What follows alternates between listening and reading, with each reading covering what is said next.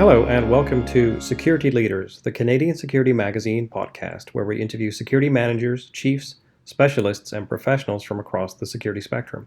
My name is Neil Sutton, editor of Canadian Security Magazine, and you've tuned into our premiere episode. The goal of this podcast is to meet some of the leaders and difference makers in security, get to know them a little better, and ask them to share best practices with our listeners. My first guest is no stranger to Canadian security. Silvia Fraser is the head of security for the City of Mississauga. In 2018, she was recognized by Canadian Security Magazine with 2 awards, the Security Director of the Year and the Community Leader of the Year. I sat down with Silvia recently to learn more about her career, and I asked her to share some thoughts and advice with us. Hi, I'm Neil Sutton, editor of Canadian Security Magazine. Welcome to the first installment of CS Leaders. This is our new podcast, and hopefully the first of many more to come. I'm joined today by Silvia Fraser, who's the head of security for the City of Mississauga. Silvia will be familiar to many of our listeners. Silvia was our Security Director of the Year for 2018 and also received our first Community Leader Award. I've personally known Silvia for about 10 years, and she's always been a very strong supporter of our magazine.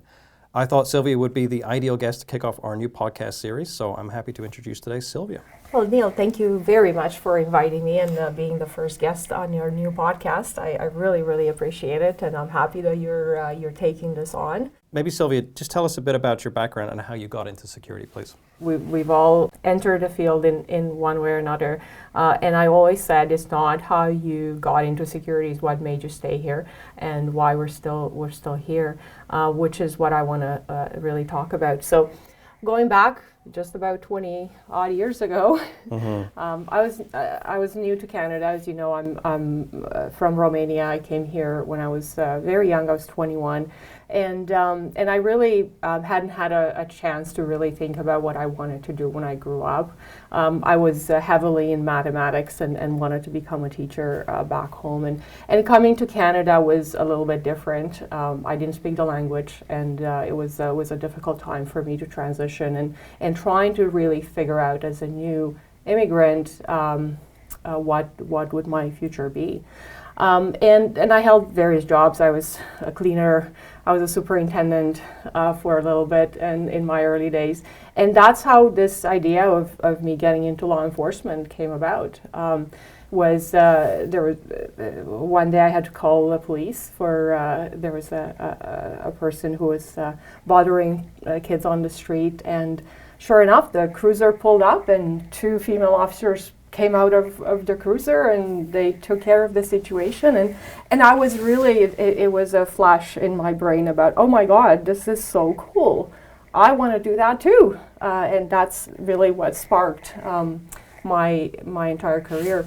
And so I had a dream at the time. I thought, you know what, I will get I'll become a police officer, and I put a lot of effort into learning the language and being able to communicate and articulate and so forth. And part of that path was to, I was also very interested in psychology, so I went to Ryerson University and I took psychology there. And I started to do a lot of research, one of which was about why do women want to become law enforcement officers. And as I started to create my path towards becoming a police officer, it was a natural progression for me to get into security. So I went to college as well. I did my law enforcement and security diploma, and I started to learn more about security as part of that. I went to and applied to Toronto Police, and I failed.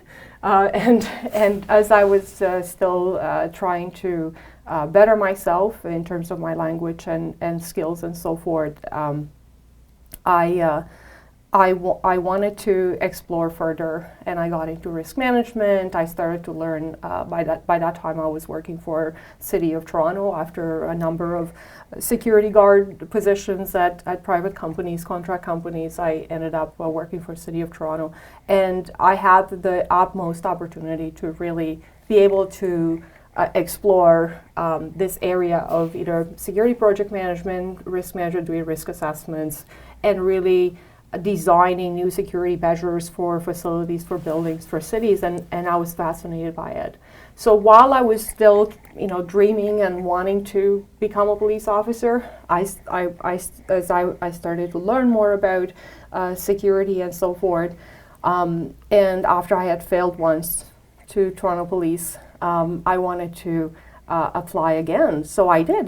Back then there were no computers, and I did my written application form and put it in an envelope, and I stared at it and stared at it, and I decided that I didn't want to become a police officer. I actually still have the envelope sealed. I kept it because it was, for me, it was a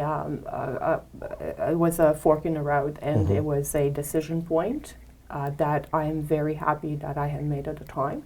And it was the moment that I decided I didn't want to be in police. I wanted to continue the path that I had gone to. I wanted to be the person who would prevent things from happening in our facilities or buildings and so forth.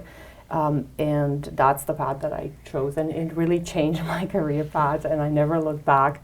And it's been amazing. That's how I got in security. I tell the story to a lot of my mentees that young professionals, we all get into in different ways into security, and again, I know that being a security officer, being in security is not a career path that when you're in high school you'd be like, yes, sure, that's what I want to do. But somehow we find ourselves in this, and it's what drives me towards professionalizing the industry, because I think there's more to this. We should have young professionals wanting to be in security. We should. So I speak a lot to youth. I talk a lot at different colleges about that. It is an amazing career.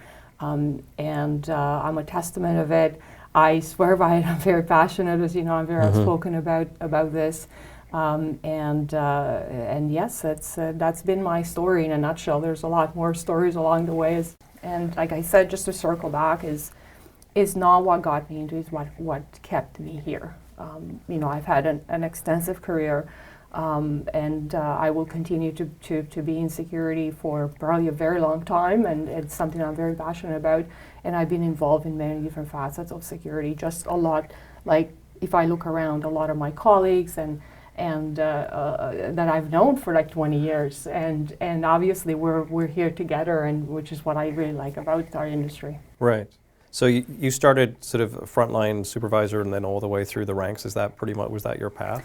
Pretty much. I held various security officer positions at the beginning, and then I moved up. I became a supervisor. First, I was a supervisor of social services at City of Toronto. I held a team of over 20 staff.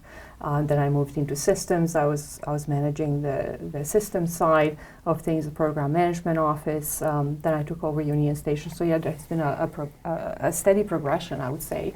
Up and up and up in different positions. I think the first time you were featured in the magazine was when you were on Union Station. It was. A little more than 10 years ago, probably. My goodness. Yes. Okay. That is true. So you built a career in security, and then I guess a few years ago you stepped into a different role at the City of Toronto. Can you tell us a little bit about that and how that sort of informed your experience as you were growing in your career? Yes, I became a manager of security infrastructure for City of Toronto, working for Dwayne Nicol, who's the head of security there, who's been my mentor for many, many years. And I had an opportunity to take a leadership position as the manager of Tower and Neighborhood Revitalization, an amazing, amazing initiative, also known as Tower Renewal, and looking at the quality of life of over 500,000 people in Toronto living in concrete apartment buildings throughout Toronto. It exposed me to a lot of knowledge in terms of city planning, how the city is designed, issues such as affordable housing, immigration, community safety, and I led that team for just about 2 years before I moved into becoming the program manager for citywide real estate, still with the City of Toronto. Those are amazing opportunities. I learned so much from those. And an interesting thing that happened, and as you know, a couple of years ago I spoke at the ASIS Best Practices as the keynote. Yep. And I was at the time in real estate. I had left security. And the moment I left, I kind of looked back at security and I thought, oh my God, I wish I knew this when I was in security, and I was dying to let people know. And those learnings were very much around around communication, around the way we articulate value, for example. I learned how we can do a lot better, and which was what prompted me to develop a new framework in terms of demonstrating value for security for any program. And as you invited me to be part of the webinar on to demonstrating value, and it really it's about knowing who your customers are, who your stakeholders are, how are you actually, who is interested in knowing what about your program, and being very precise and intentional about what it is that you provide. And I'm an avid speaker about that because I think it's really the fundamental success, of course, doing a good job, but also being able to articulate what it is that you do. So I learned a lot about communication. I learned a lot about how we can do a lot better in that, but also in the way we, for example, brand ourselves. We're very, very humble as an industry. That's one of the things that really strikes me as I looked back at security. Various departments, we all do great work. Every piece of the puzzle of any business obviously serves a purpose within that. But one of the things that I noticed was that even though these different departments, they were doing great work, but they were recognized a lot more. So it's like if I lift this piece of paper, it's like, oh my God, that's a great job, and here we are like saving lives, and like we're not talking about this.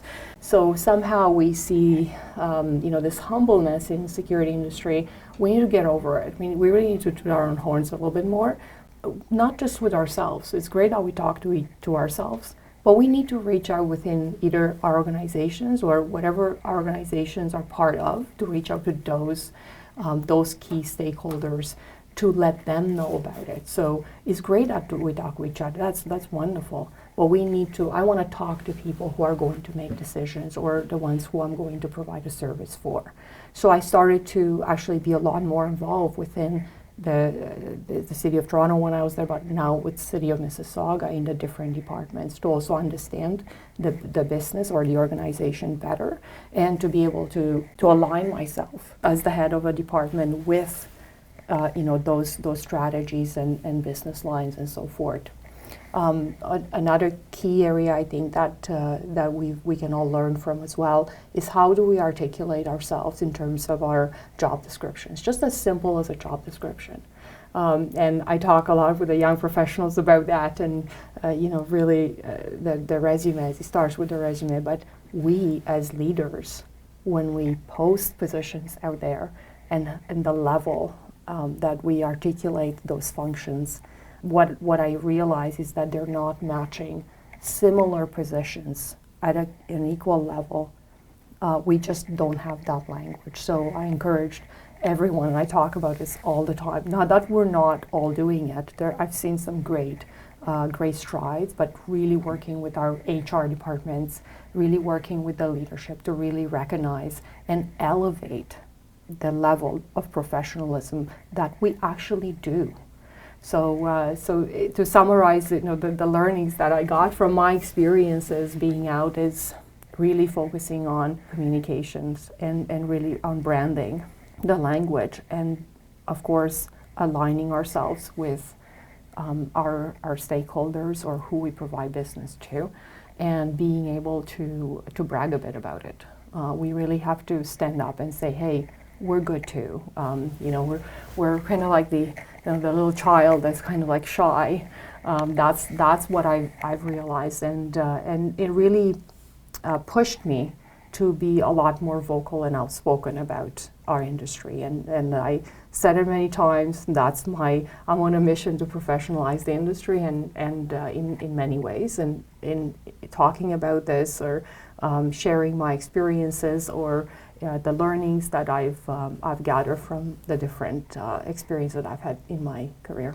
You stepped outside of security, you maybe got some experience in other departments.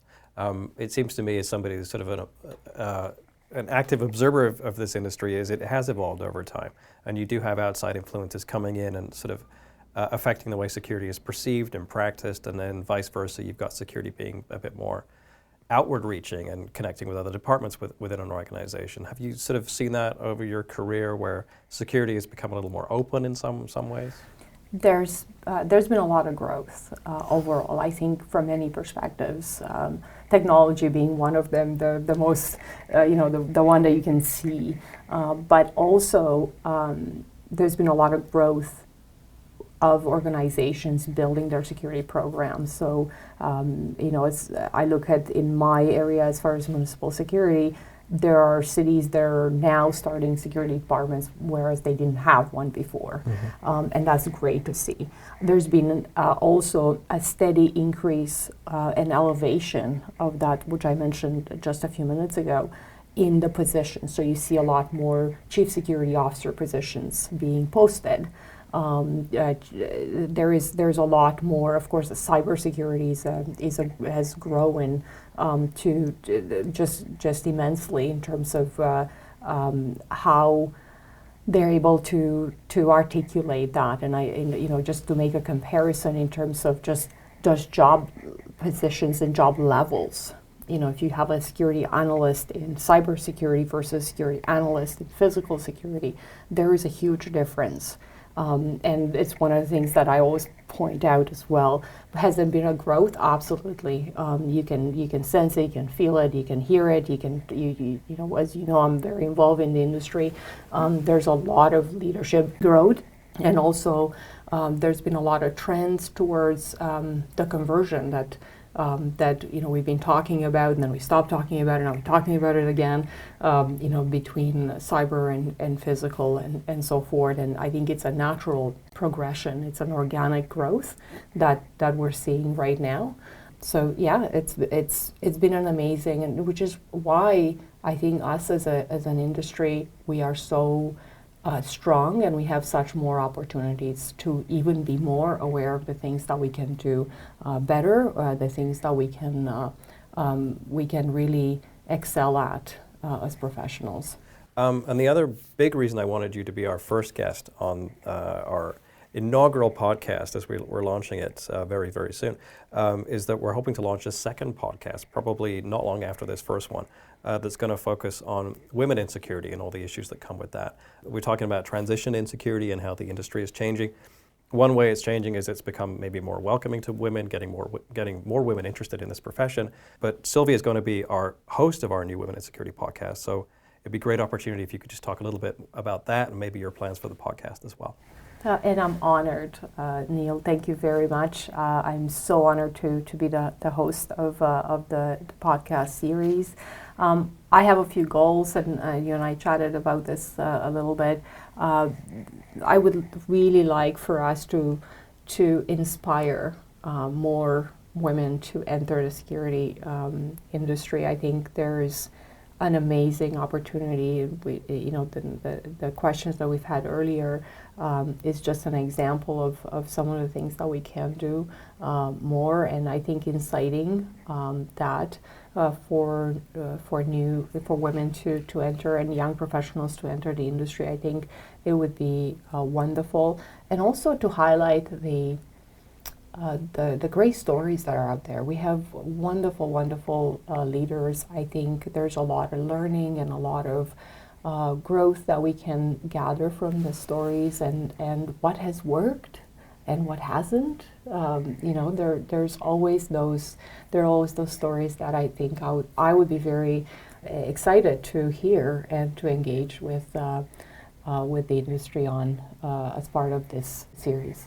Excellent. What are as a security leader today, what are the issues that are maybe keeping you up at night or maybe are top of your agenda? Obviously, we're in a very dynamic environment these days and things are changing very quickly, but what are some of the issues that are really at the forefront for you right now? So some of the things that we've seen a huge growth on was the risk management, a whole push and a framework towards enterprise security risk management, which I'm a huge promoter on as far as ASI standard and so forth, and it's something that I really took on to implement at the City of Mississauga. But in the same time, when we look at challenges or opportunities for the industry, so one of which is for me, in a large organization, there is a huge arsenal of systems that you have for many years, and it's not, while the technology is great and it's new and we have all this AI and all this stuff, which is amazing, and I love going to the shows and play around with the different cameras and figuring what's best. In the same time, it's not as simple to change an infrastructure that an organization has had for 20 odd years.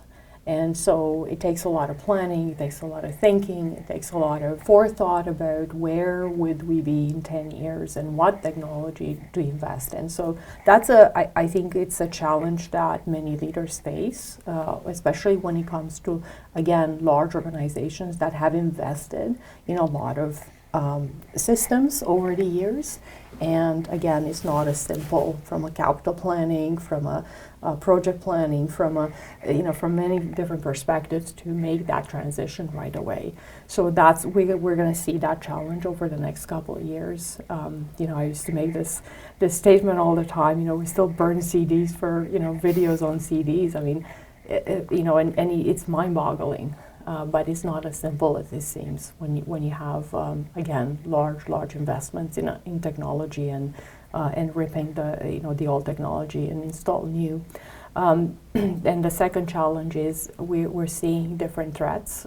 We're seeing different events, different types, and I think with that, and I mentioned enterprise security risk management, having a very strong process and a way to identify risks and also manage them. I think it's a great opportunity for many of us to embrace as we're continuing to grow, and so are the threats. And I think we need to.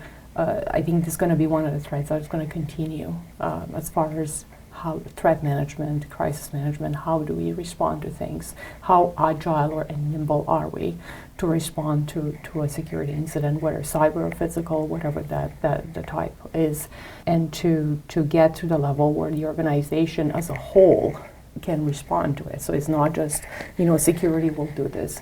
I think we're going to see a trend that is going to be a lot more engagement between different sectors and different organizations, so less silos, so a lot more efficient to work together and respond together. So I've seen those trends. I think it's going to continue, and I think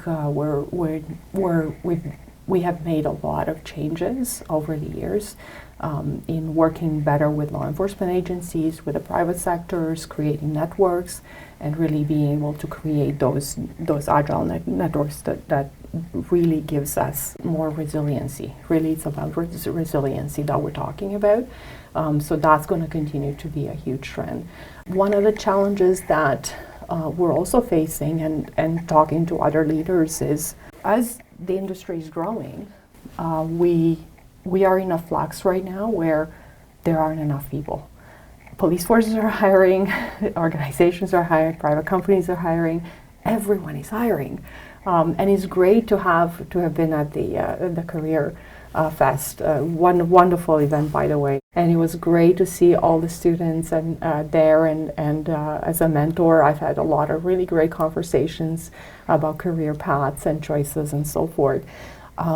But the reality is that there aren't enough people, and so we're struggling with turnover rates. So you'd have a student getting into a security field, probably on the path to becoming a police officer. They're going to spend a little bit of time, in the different companies or different organizations on their way there. But we're all facing that, and I'm not sure that I have the right answer. It may be a good topic to discuss, but it's Right. something that, in speaking to my colleagues across the across the globe, it is a struggle, and I think we're going to see that a little bit more. So I wouldn't be surprised that there's going to be a bit of a shift onto how we approach that, how we approach manpower, and how we approach this issue of turnover, and how do we we might have to rethink what that means. Good. Well, I think that's a great place to wrap it up. So I'd like to thank Silvia Fraser for being our first guest on our first podcast. It's an amazing opportunity to talk about the issues that are affecting the industry today. You and I will be in touch over time, and I look forward to continuing this discussion. Great. Thank you very much, Neil. Thank you for coming. Thank you for joining us for the first installment of the Security Leaders podcast. As we mentioned, Silvia will be the host of our second podcast series focused on women in security. So please tune in again to hear the next Security Leaders podcast, as well as a brand new podcast hosted by Silvia coming very soon. I'm Neil Sutton. Thanks for listening.